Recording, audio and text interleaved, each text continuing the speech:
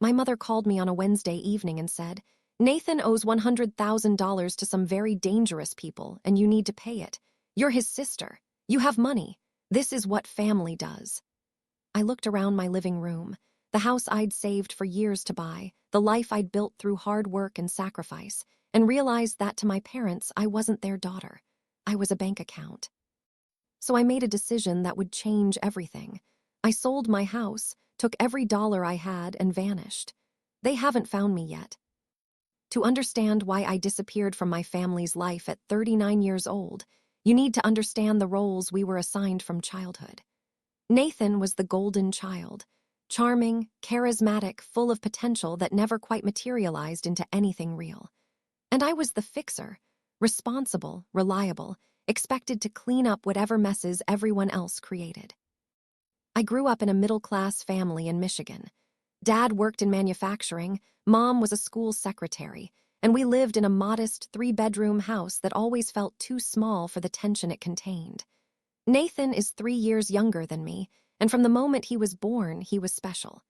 The boy they'd hoped for after having me, the child who could do no wrong. When we were kids, Nathan's charm worked on everyone. He was funny and outgoing, made friends easily, brought home decent grades without trying too hard. I, on the other hand, had to work for everything. I was shy and awkward, studied obsessively to get good grades, and was generally invisible unless I was being useful. The pattern established itself early. When Nathan was 7 and broke a neighbor's window playing baseball, I was 10 and was expected to do extra chores to help pay for it because we're a family and we help each other.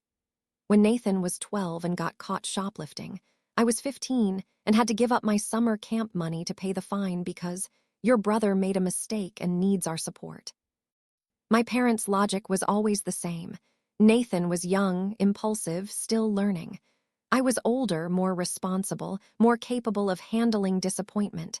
And foolishly, I believed them. I believed I was helping. I believed this was what good sisters did.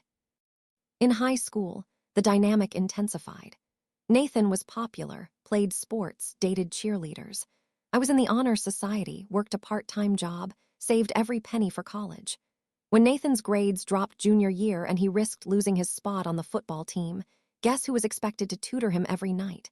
When he wrecked Dad's car driving drunk at 17, guess who had to chip in from her college fund to cover the deductible because insurance rates would skyrocket? I went to state college on a partial scholarship, working 20 hours a week to cover what financial aid didn't. I lived in the cheapest dorms, ate ramen most nights, and graduated with minimal debt through sheer determination. Nathan went to a private university on our parents' dime. They took out loans they couldn't afford because he needs a good school to reach his potential. He dropped out after 2 years with nothing to show for it but $30,000 in parental debt. By the time I was 25, I'd started my career in financial planning. Ironic, given how my family handled money. I was living in a small apartment, driving a used car, and carefully building my savings. Nathan, at 22, was bartending part-time and figuring himself out, which mostly meant sleeping until noon and playing video games. The first major bailout happened when I was 27 and Nathan was 24. He'd been fired from yet another job and owed 3 months of back rent. His landlord was threatening eviction. My parents called me in tears. "Sophia, your brother is going to be homeless," Mom sobbed. "We don't have the money. Dad's hours were cut at work. You're doing so well with your career. Can't you help him?" I helped. I paid his back rent, $3,600, with the understanding that Nathan would pay me back. He never did. He moved into a new apartment that my parents co-signed for, promising everyone he'd do better. When I was 29, Nathan got a DUI. The legal fees were over $8,000. My parents begged me to help because, "He'll go to jail, Sophia. Do you want your brother to have a criminal record?" I paid half the legal fees. Nathan promised to pay me back. He never did. When I was 31, Nathan met a woman named Melissa. She was exactly like him, charming, irresponsible, living for the moment with no thought for consequences. They got engaged after 6 months, married after 8, and divorced within 2 years. The divorce was messy and expensive. Nathan needed money for his lawyer. Can you guess who paid? By the time I was 33, I'd given or loaned Nathan over $40,000. Not one penny had been repaid. But I'd also bought my first house, a small 2-bedroom bungalow that I was incredibly proud of. I'd saved for the down payment, qualified for the mortgage on my own, and finally had something that was mine. My parents came to my housewarming with Nathan in tow. While I gave them a tour, Mom kept making comments. "It's a little small, isn't it? The neighborhood seems far from everything. Must be nice to afford a house while your brother is struggling." That last comment stung. I'd afforded a house because I'd worked 2 jobs through college, lived frugally for years, and made careful financial decisions. Nathan was struggling because he'd made terrible choices repeatedly and refused to face consequences. But I didn't say that.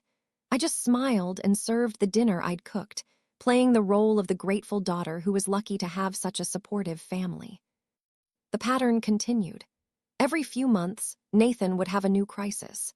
He totaled his car and needed help with a down payment on a new one. He owed taxes he hadn't paid for 3 years.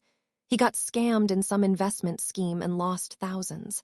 And every time my parents would call me, and I would help, and Nathan would promise to do better, and nothing would change. I started seeing a therapist when I was 35, Dr. Rachel Chen, because I was having panic attacks and didn't understand why. Within 3 sessions, she'd identified the pattern. "You've been conditioned to believe your value lies in solving other people's problems," she explained. "Particularly your brother's problems. And your parents have reinforced this by making you responsible for his choices while giving him no accountability for his actions." "But he's my brother," I protested. "Family helps family." "Family should help family," she agreed. "But help means supporting someone while they help themselves. What you're describing is enabling. You're removing all consequences from his destructive behavior, which ensures he'll never change." She was right, but knowing it intellectually didn't make it easier to change emotionally. I'd spent 35 years in this role. How do you just stop being who you've always been? I started setting small boundaries. When Nathan called asking for money, I'd say I didn't have it available. When my parents asked me to help with some crisis, I'd suggest Nathan figure it out himself. This was met with guilt trips, accusations of selfishness, and my mother's tears. "How can you be so cold?" Mom asked when I refused to pay for Nathan's car repairs. "He's your brother. When did you become so heartless?" I wasn't heartless. I was exhausted. I was nearly 40 years old, had given my family tens of thousands of dollars, and had nothing to show for it but resentment and a savings account that should have been much larger. But I was also lonely. I'd sacrificed romantic relationships because men got tired of me always being available for family emergencies. I'd sacrificed friendships because I couldn't afford to do things after constantly bailing out Nathan. I'd sacrificed my own dreams, travel, graduate school, starting my own business, because every spare dollar went to family. And then came the phone call that changed everything. It was a Wednesday in March. I was 39 years old, sitting in my living room after a long day at work, when my mother called. Her voice was high and panicked in a way I'd heard many times before. "Sophia, we need to talk about Nathan. It's serious this time." I felt the familiar dread settle into my stomach. What did he do now? "He's in trouble, real trouble. He owes money to some people and they're threatening him. We're scared for his safety." I closed my eyes. "How much?" "A lot." "Mom, how much?" $100,000. The number was so absurd I almost laughed. $100,000. How does someone even accumulate that kind of debt? "He's been gambling," Mom continued, her words tumbling over each other. "Online poker, sports betting, casino trips. He thought he could win big and solve all his problems. But he kept losing and kept borrowing from the wrong people to cover his losses. Now they want their money, and they're not nice people, Sophia. They've threatened to hurt him." "Then he needs to go to the police," I said. "He can't. These aren't the kind of people you go to the police about. Besides, some of the gambling was illegal. He could face charges himself." "So what exactly are you calling me for, Mom?" There was a pause, then, You need to help him pay it. I actually laughed at that, a sharp, bitter sound that surprised even me. You want me to give Nathan $100,000? You have a house, you have savings, you have a good job. You're the only one who can help him. I don't have $100,000 lying around, Mom. And even if I did, why would that be my responsibility? Because he's your brother. Her voice rose, defensive and desperate. Because family helps family. Because if you don't help him, something terrible might happen to him, and you'll have to live with that for the rest of your life. The manipulation was so blatant I could practically see the strings she was trying to pull. But this time, they weren't working. This time, I felt something different, a cold, clear anger that cut through years of conditioning. "Where's Dad?" I asked. "He's here, listening." "Put me on speaker." I heard the click as she switched to speakerphone. "Sophia," Dad's voice, tired and worn. "Dad, do you think I should give Nathan $100,000?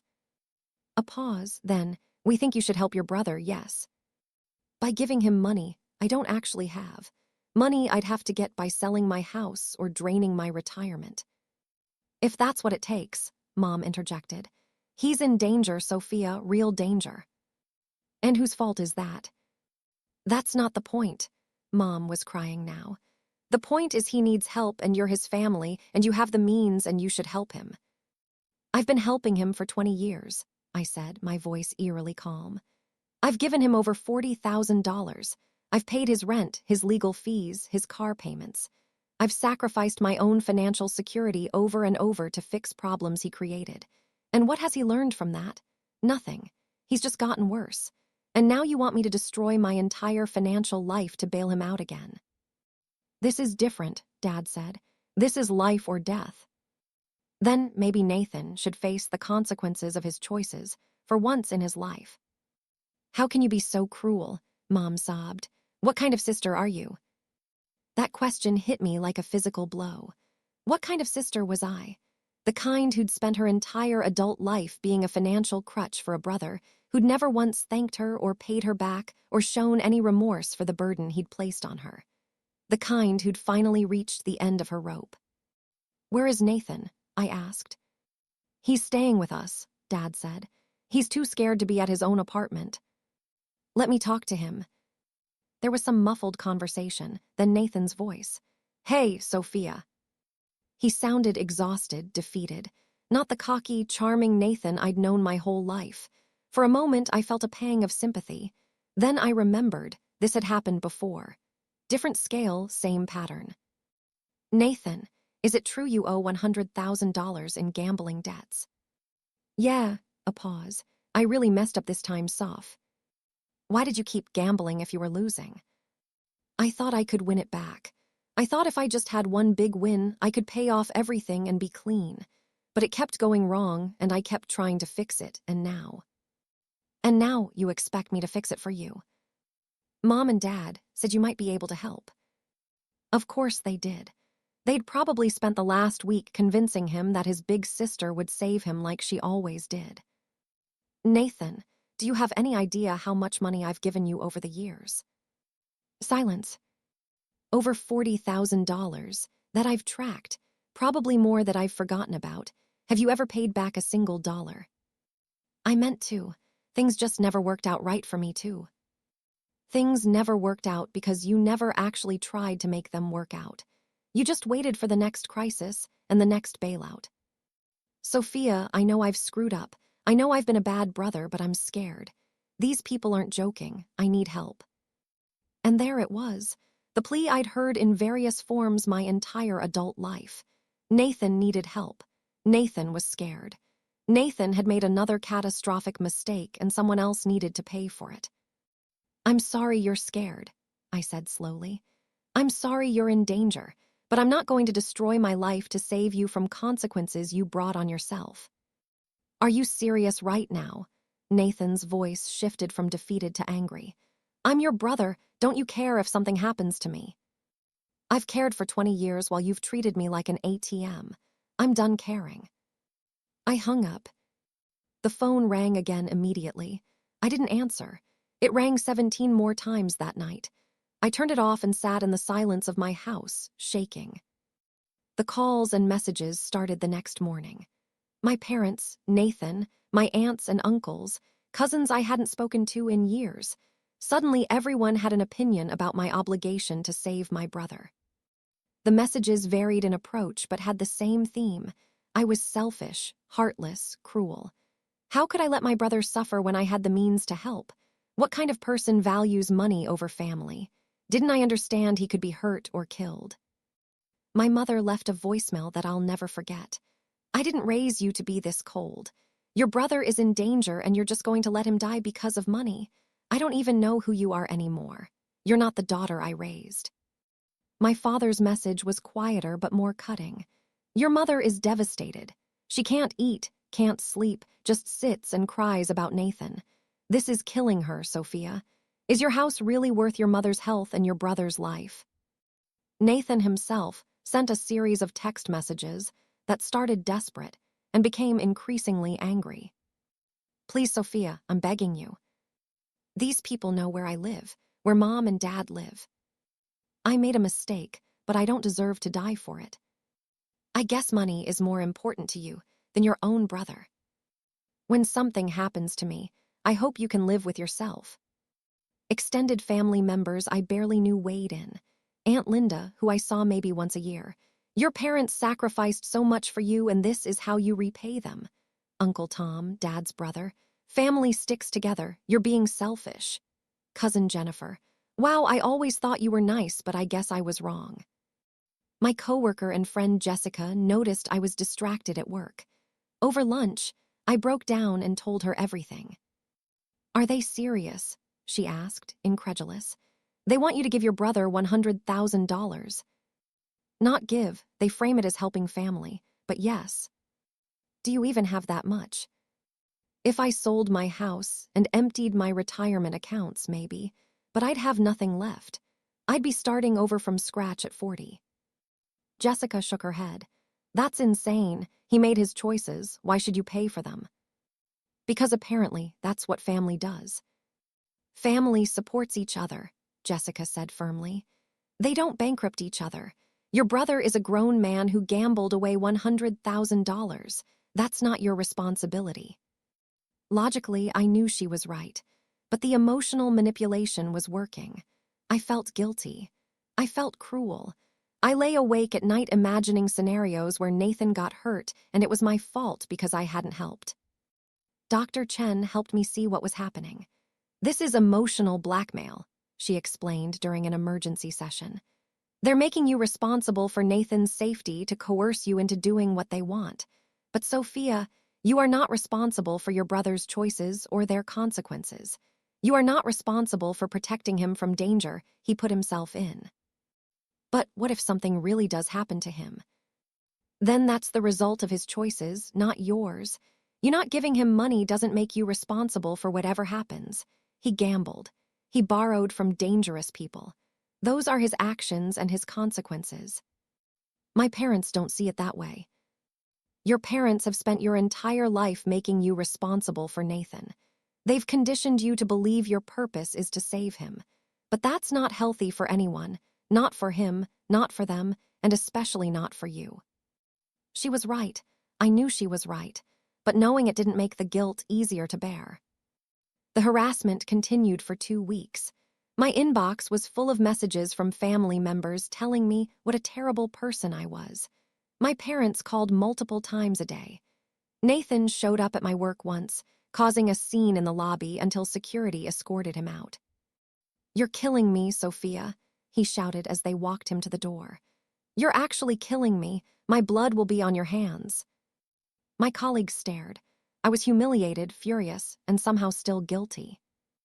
That night, I sat in my living room, my beautiful, peaceful living room in the house I'd worked so hard for, and had a realization. I couldn't do this anymore. I couldn't live like this. As long as my family knew where I was, had my phone number, could reach me, they would continue this harassment until they broke me down and got what they wanted. I'd spent 39 years being the fixer, the responsible one, the backup plan for Nathan's disasters. And I'd never once asked what I wanted, what I needed, What would make me happy instead of just useful? That night, I made a decision that terrified and liberated me in equal measure. I was going to leave, not just say no to helping Nathan. I'd already done that. I was going to disappear entirely. Sell my house, close my accounts, move somewhere they couldn't find me, and start completely over. It sounded crazy. It probably was crazy, but it also felt like the only way to ever truly be free. I started planning my escape with the kind of careful attention to detail I usually reserved for client financial portfolios. If I was going to disappear, I needed to do it right. First, I consulted with a lawyer, not anyone local, but an attorney in a different state whom I found through an online search. I explained my situation. I wanted to relocate and cut ties with my family, but I wanted to do it legally, without them being able to track me or make claims against my assets. "You're an adult," the lawyer, Margaret Patterson, told me via phone. "You have every right to relocate and change your contact information. There's no legal mechanism that requires you to tell your family where you are or maintain contact with them. The key is doing everything cleanly, paying off any debts, closing accounts properly, leaving no financial thread they can follow." She helped me understand the steps. Sell my house through a trust to keep my name off public records. Close all my current bank accounts and open new ones at a completely different institution. Get a new phone number and email address. Be careful about social media and online presence. Inform my employer of the situation if I wanted to keep my job remotely or find new employment. That last point was crucial. I loved my job, but if I stayed with my company, my family could potentially track me through HR. I needed a clean break. Over the next month, I executed the plan methodically. I listed my house for sale, citing a job relocation. The market was good, and I had 3 offers within 2 weeks. I accepted one that could close quickly, 30 days. The house I'd been so proud of, that I'd saved for years to buy, sold for a decent profit. It should have felt like a victory. Instead, it felt like surrendering something precious to escape a prison. I gave notice at my job, citing personal reasons. My boss was disappointed but understanding. "If you ever want to come back, Sophia, let me know. You've been an asset to this team." I wouldn't be coming back. I was burning every bridge to my old life. I opened new accounts at a bank I'd never used before, in a different state. I transferred my funds in ways that would be difficult to trace. I changed my phone number and email. I deactivated all my social media accounts after months of not posting anything location-specific. I told only 2 people where I was going: Jessica, my work friend, and Dr. Chen, my therapist. Both promised not to reveal my location to anyone. Jessica thought I was brave. Dr. Chen worried I was running from problems I should face. Maybe they were both right. "Have you considered what this will feel like long-term?" Dr. Chen asked during one of our final in-person sessions. "Cutting off your entire family is a significant decision. You might feel relief now, but you could also experience grief, regret, loneliness." "I've felt lonely my entire life," I said. "At least this way I'll be lonely on my own terms, not because I've sacrificed everything for people who don't appreciate it." During this month of planning, my family's harassment continued. They'd shifted tactics from anger to grief. My mother left weeping voicemails about how she was losing both her children, Nathan to danger, me to heartlessness. My father sent emails describing how stressed and sick the situation was making him.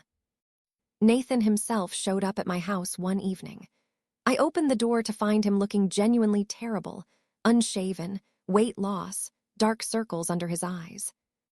"I just need to talk to you," he said. "Face to face, please, Sophia." Against my better judgment, I let him in. We sat in my living room. Though he didn't know it, this room was already sold, these belongings already being sorted for donation or storage. "I know I've been a terrible brother," Nathan began. "I know I've taken advantage of you. I know I've never paid you back or appreciated what you've done. And I'm sorry. I'm genuinely, truly sorry." He sounded sincere. He looked broken. And for a moment, I wavered. "But I need you to understand something," he continued. These people aren't joking. They've already beaten me up once. He lifted his shirt to show bruises across his ribs. They've threatened Mom and Dad. They know where everyone lives. This isn't just about me paying for my mistakes anymore. It's about keeping our family safe. Nathan, if they're threatening violence, you need to go to the police. I told you I can't. Some of what I did was illegal. I could go to jail. Better jail than dead. Easy for you to say. You're not the one in danger. I'm not the one who gambled away $100,000 either. He stood up, angry now. You know what? I actually thought you might have a heart. I thought my big sister, who's always been so perfect and responsible, might care enough to help me when I'm literally in danger. But I was wrong. You care more about your money than your own family. Get out of my house, Nathan. Gladly. I hope you enjoy your house and your savings while your brother is getting killed. He slammed the door on his way out. It was the last time I saw him. The final week before my house closed, I worked with almost manic efficiency. I sold or donated most of my furniture. I packed 2 suitcases and 1 box of personal items, photos, important documents, a few sentimental objects. Everything else was gone. My lease on a small apartment in Colorado, a state I'd never lived in, where I knew no one, started the same day my house closed. I'd found a remote position with a company there that would let me work from home. The salary was slightly less than my previous job, but in a lower cost of living area, I'd manage fine. 3 days before I left, I wrote letters, one to my parents, one to Nathan. I didn't expect them to understand, but I needed to explain, if only for my own closure. The letter to my parents. I'm leaving, and I won't be telling you where I'm going. Please don't try to find me. I need you to understand that I've spent my entire adult life being responsible for Nathan's mistakes. I've given over $40,000, sacrificed relationships and opportunities, and postponed my own life to bail him out repeatedly. And it's never been enough. There's always another crisis, another demand, another expectation that I'll sacrifice more. I love you both, but you've never seen me as your daughter. You've seen me as a solution to Nathan's problems. You've expected me to subsidize his life while he faces no consequences for his choices. And now, you expect me to destroy my financial security to save him from a danger he put himself in. I can't do it anymore. I won't do it anymore. I need to live my own life, and I can't do that while you're constantly pulling me back into Nathan's chaos. Maybe someday you'll understand. Maybe you won't, but this is goodbye. Sophia. The letter to Nathan was shorter. You've never once thanked me for the tens of thousands of dollars I've given you. You've never paid back a single loan. You've never acknowledged the sacrifices I've made or shown any appreciation for the years I spent being your safety net. And now you're angry that I won't give you $100,000 I don't even have. You need professional help, Nathan. Not money, not another bailout. Actual therapy to address why you keep making destructive choices. I hope you get that help, but I can't be part of your life anymore. Take care of yourself. For once, actually take care of yourself. Sophia. I mailed the letters the day before I left so they'd arrive after I was already gone. I didn't want to deal with the responses. My last night in Michigan, I stood in my empty house one final time. I'd loved this house. It represented everything I'd worked for, everything I'd achieved on my own. And I was walking away from it, not because I wanted to, but because it was the only way to escape the suffocating expectations of my family. I cried that night. I grieved for the family I'd wanted but never had. I grieved for the sister role I'd tried so hard to fill but was never enough. And I grieved for the life I was leaving behind. But beneath the grief was something else, anticipation. For the first time in my life, I was going to live entirely for myself. No one to bail out, no emergencies to manage, no guilt trips or manipulation. Just me, starting over at 40 years old in a place where no one knew me or expected anything from me. It was terrifying. It was also exhilarating. The next morning, I got in my car. I'd sold my old one and bought a used vehicle under my new bank's auto loan and started driving west. I didn't look back. I arrived in Colorado Springs on a Tuesday in May. The apartment I'd rented sight unseen was small, a one-bedroom in a quiet complex on the edge of town. After living in my house, it felt like a downgrade. But it was mine, and no one knew I was there. The first few weeks were strange. I worked remotely for my new job, taking video calls in my sparsely furnished apartment. I grocery shopped at stores where no one recognized me. I walked trails where no one knew my story. I was completely, utterly alone. And it was wonderful. No one called asking for money. No one showed up demanding I solve their crisis. No one made me feel guilty for having my life together. I woke up each morning, and the day was mine to shape however I wanted. But it was also hard. Despite the dysfunction, those people had been my family for 39 years. Some nights I'd hear my phone ping with a notification and feel a Pavlovian spike of anxiety. Someone needs something, before remembering that no one from my old life had this number. I'd kept my old phone active for a few weeks before canceling it just to see what would happen. The voicemails and texts were initially panicked. Where was I? Why wasn't I answering? Then they turned angry. How dare I disappear? Then desperate again. Please come back, they needed to talk to me. My mother left one voicemail that I listened to 3 times. Sophia, I don't understand what's happening. Your house is sold, your job says you left, no one knows where you are. Are you okay? Are you safe? Even if you're angry at us, please just let us know you're alive. I'm your mother. I'm worried sick. Whatever you think we did wrong, we can talk about it. Just please contact us. Part of me wanted to respond, to assure her I was fine. But I knew if I did, they'd find a way to track me down and it would all start over. So I didn't respond. After a month, I canceled that phone number entirely. The guilt was crushing some days. Dr. Chen, who I still saw virtually, helped me process it. You're grieving, she explained. You're grieving the family you wish you'd had, and you're mourning the role you played for so long. Even though that role was unhealthy, it was familiar. Letting it go is loss, and loss hurts. I keep wondering if I overreacted, I admitted during one session. Maybe I should have just given them some money. Maybe I should have tried to compromise. Would a compromise have been possible? Based on your history with your family, what do you think would have happened if you'd given them, say, $20,000? I thought about it. They would have taken it and come back for more when it wasn't enough, and they'd be angry I hadn't given the full amount. Exactly, because the issue wasn't the specific amount.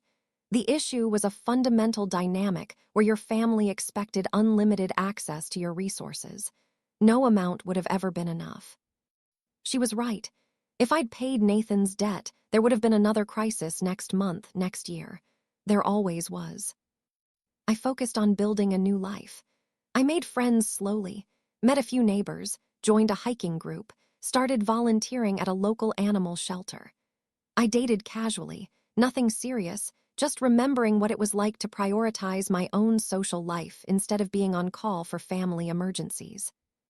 My new job was going well. My boss, Stephen, was impressed with my work and talked about promotion opportunities.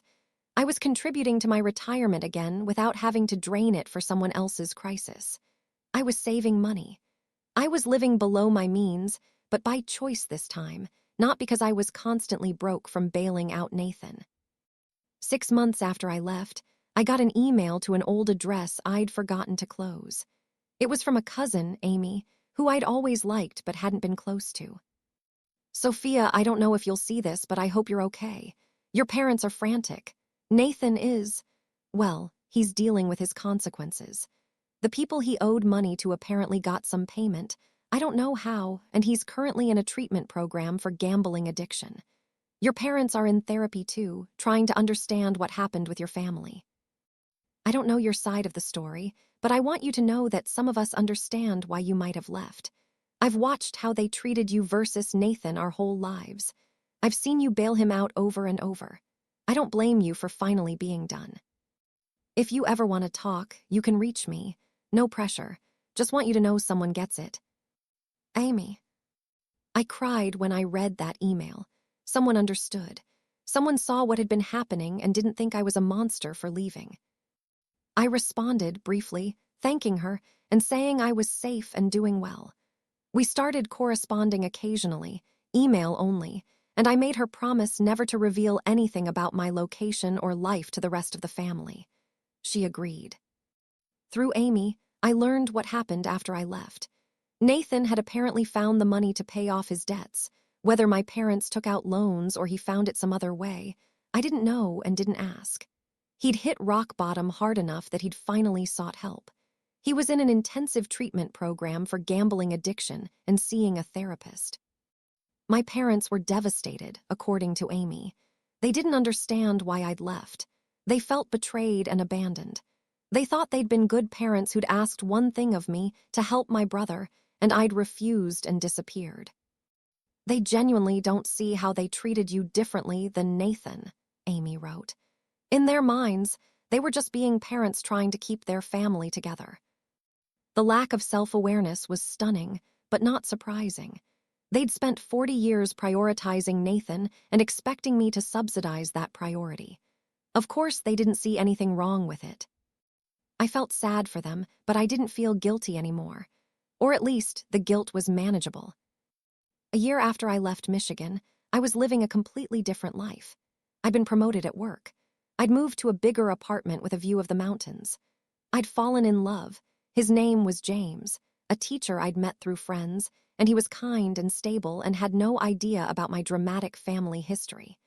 I'd told him I'd come from a difficult family situation and needed space, and he respected that without pushing for details. I was happy, genuinely, peacefully happy in a way I'd never been before. But I also carried questions I couldn't quite answer. Had I done the right thing? Was disappearing the only option, or had I run away from something I should have faced differently? Would I ever reconcile with my family, or was that door permanently closed? Dr. Chen and I discussed it during our sessions, which had become less frequent, monthly instead of weekly, as I'd stabilized. "Do you want to reconnect with them?" she asked. "I don't know," I admitted. "Part of me misses them, even Nathan sometimes. They're my family. But I also know that if I contact them, it'll start all over again. The expectations, the guilt, the demands. What if they've changed? Nathan seems to be actually working on himself. But my parents, I don't know if they're capable of seeing me as anything other than the responsible child who's supposed to fix Nathan's problems. Would you consider very limited contact? Email only, with clear boundaries about what you will and won't discuss." I thought about it, maybe, eventually, but not yet. The peace I'd found was too precious to risk. Then, 2 weeks before my 40th birthday, I got a letter forwarded through Amy. It was from Nathan. "Sophia, I don't know if you'll read this. I don't know if you want to hear from me, but my therapist suggested I write to you as part of my recovery program, so here goes. I owe you an apology, not just for the gambling debt situation, though I'm sorry for that too, but for the 20 years before that. You've been bailing me out since we were kids, and I've never once thanked you or appreciated it or even acknowledged it. I just took and took and took, and assumed you'd always be there to catch me. I'm in a treatment program now. Real treatment, not just going through the motions. And part of recovery is understanding the patterns that enabled my addiction. One of those patterns was knowing I'd never have to face real consequences because someone would always bail me out. Usually you. I'm not writing to ask for forgiveness. I don't deserve it. I'm writing to tell you that I understand now why you left. You had too. I was drowning and I was dragging you down with me. You saved yourself. That took courage I've never had. I hope you're happy wherever you are. I hope you've built a life you're proud of. You deserve that. You've always deserved that. I'm working on becoming someone who deserves a sister like you. I don't know if I'll ever get there, but I'm trying. Nathan." I read the letter 5 times, tears streaming down my face. It was everything I'd wanted to hear for 20 years. An acknowledgement, an apology, an understanding of what he'd put me through. It didn't fix everything. It didn't erase the decades of being used as an ATM or the trauma of being guilt-tripped into bankruptcy. But it was something. It was a start. I wrote back a short letter. "Nathan, thank you for your letter. It meant more than you know. I hope your recovery continues well. I hope you're building a life you're proud of too. I'm not ready for contact beyond letters yet, maybe someday, but I appreciate you taking accountability. That's growth. Take care of yourself. Sophia. I sent it through Amy, who promised to deliver it without revealing my location. My 40th birthday came a few weeks later. James took me to dinner at a nice restaurant in downtown Colorado Springs. We toasted to new beginnings, to the decade ahead, to building something good together. Do you ever regret it? He asked me that night. He knew the basics of my story by then, that I'd left a difficult family situation to start over. Leaving, sometimes, but staying would have destroyed me. So no, I don't really regret it. I just wish it hadn't been necessary. Do you think you'll ever see them again? Maybe, I said honestly. When I'm strong enough to maintain boundaries with them, when I trust myself not to fall back into old patterns, maybe then. It's been 3 years since I left Michigan.